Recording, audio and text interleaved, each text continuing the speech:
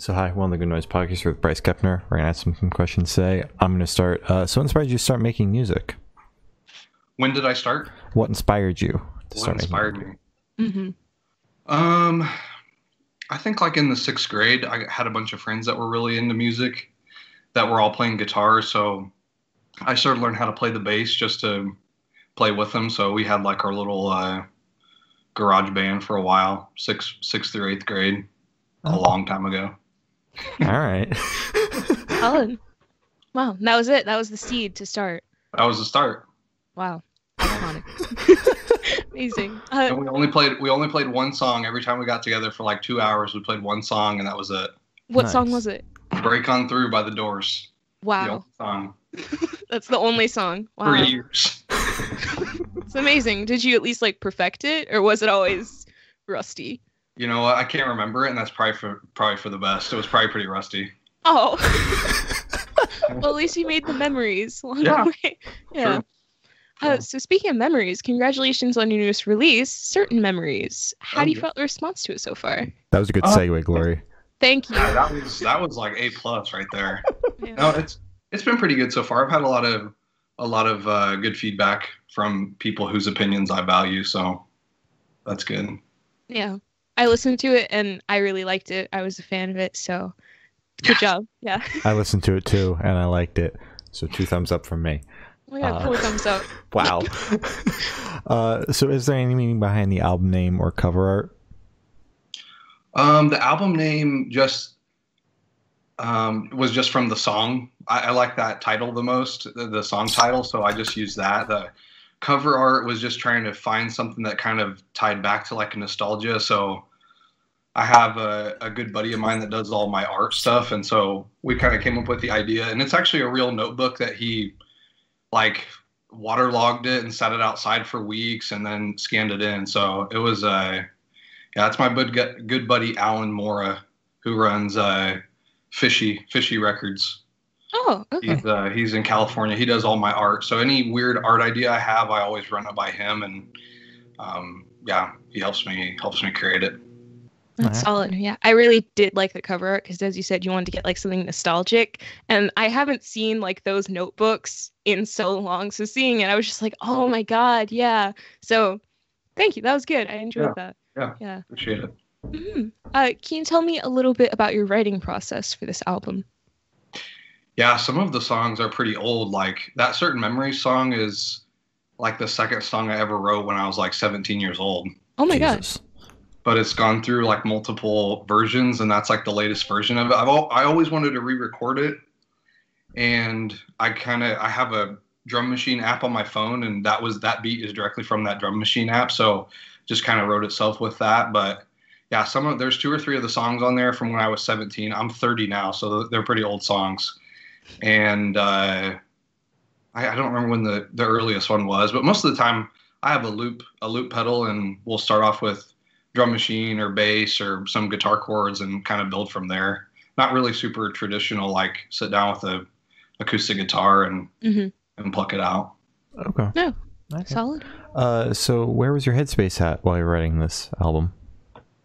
I was trying to I went home. I'm originally from Indiana, a little small town called Logansport. It's like, 12, 15,000 people maybe. I went home 2 Christmases ago, and I mean, not to get too heavy, but I grew up in the Mormon church and left it a couple years ago. So it was kind of a big life-changing thing being in it for 20 some years. And so I was like back at my old high school for a basketball game or something, and just kind of thinking about like who I was then versus who I am now, and kind of some of the weird feelings I have about my hometown. So the whole album was supposed to be kind of reconciling with that. So that's why there's a lot of the older songs. Any song has to do with either when I lived there, about that, it's all dealing around my hometown or around that kind of time period. So it was kind of making peace with kind of some of those feelings that I was having. Oh, okay. Wow, that's really cool because, as you said, you had like 2 songs from when you were 17, so it's like a mixture of your past self and your future self. Like, that's cool. That's cool. I really enjoy that. Thank you. Yeah. While listening through the album, what band or artist influences pop out the most to you, if any?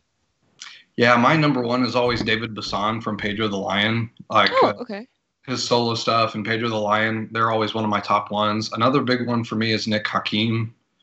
Yeah, those are probably like two of the bigger ones. Of course, like later on, I'm probably going to kick myself and be like, oh, I forgot to say so and so or this other artist or yeah, but those are like the two bigger ones for me. All right. Solid. So what song on the album took the longest to write, and which one is your personal favorite?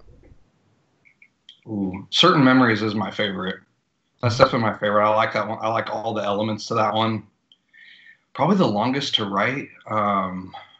Gosh, there's a couple of them that went through some pretty big, like I lost files on or something happened, lost different files. I think there was like two, probably, man, I'm forgetting the names of my own songs. It's like forgetting my kids' names. That's all good. Dang. This is going to be bad. I'm going to have to look it up. It's all good. It's all good. Plug my own Spotify for a second. Oh, gosh. That's terrible. Listen, it happens to the good. best of us. I knew that was going to happen. When I was thinking about that earlier about songs, I'm like, I'm probably going to forget. I Need You. I Need You. It has like a weird 12-string part in it. That one I probably had to like start it over multiple times. It was frustrating just getting all the loops lined up right and everything. So I probably had to, that one, and there's another song, Come With Me. That's the third one that I kept having to go back and redo parts of it. Mm-hmm. Those were the harder ones. Yeah. So this one should like super, super fast. Off the top of your head, I want you to describe this album for new listeners in 3 words. Oof. Singer-songwriter, 1 word or 2 words here? There's a hyphen. We'll make it one. Yeah, there's a let's hyphen. one. Okay, we'll do singer-songwriter. We'll do bedroom, and we'll do let's see, loops. Okay. Solid. All right. So on that same train of thought, is there a certain feeling you want your listeners to have while going through the album? Just like it's all like super personal to me, but I don't include so many details that it's like only applies to me. So I try to make all the songs so where it's like has that nostalgic type feel for everybody, like that they can connect with some sort of memory or something from the past. So probably nostalgia as well. It's just kind of the feeling I like to evoke. Mm-hmm. That's very good. That's very good. So where do you see the project in the next 5 years, and are you working on anything new? Yeah, I've got my next album probably about halfway done. I'm sitting on a lot of songs, so it's just like probably this year, probably putting out a couple more albums, and in 5 years, probably, times that by however many I'm doing this year. So just a bunch more albums. I'd like to start playing shows, if we ever have shows again, and maybe doing like some regional tours or stuff or something. I don't know. Yeah, that'd be sick. Couple albums this year. Yeah, a couple albums this year. Okay. Wow. I Wait. respect So it. when you say a couple, how many, like ballpark? Oh gosh, let's see. I've got two like all the songs written. So there's 2. I've got like, I want to say like 4 for the rest of this year. 4. Okay. Hopefully, fingers crossed. God. That's a lot. Okay, good luck. Okay. That's a lot. Okay, all right. So for the last couple questions, I can shift away from music and go straight to death row. Boom. So if you're on death row, what would your last meal be? With a drink. Boom again. Boom again.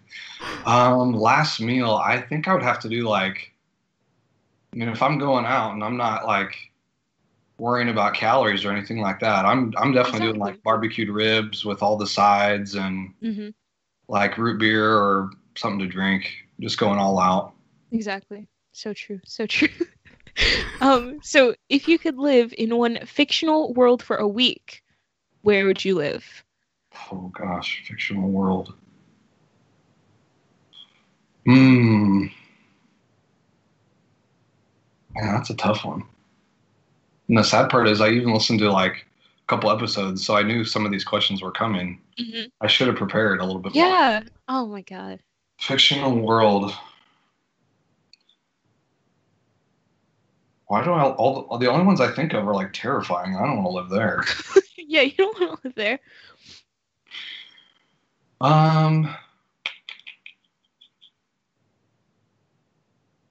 Dang. This is a tough one. It is. It could be like a movie, a series, a book, even. Mm. The world pre-COVID, because that's fictional as well. Pre-COVID. That would be a good one. Or maybe the world post-COVID. Yeah. Oh my God. Imagine. The world without any COVID. There you go. That's good. All right. I want to live there too. That's a good one. That's solid. So I have the honor of asking the last question, and every single person we've spoken to have said the most important question. What's your favorite color? Favorite color? Well, let's do like a crimson red. Ooh, Okay. that's a good one. Solid. Bob Ross as Shub. So he uses that color less. So as I said, that's all the questions we have today. Is there anything that you would like to plug? No, just all the music on all the streaming Bandcamp, wherever you want to throw your ears or your money or whatever it may be. Just listen to the music and enjoy it. All right. Well, thank you for sitting down with us. This has been Bryce Kepner, and we're the Good Noise Podcast.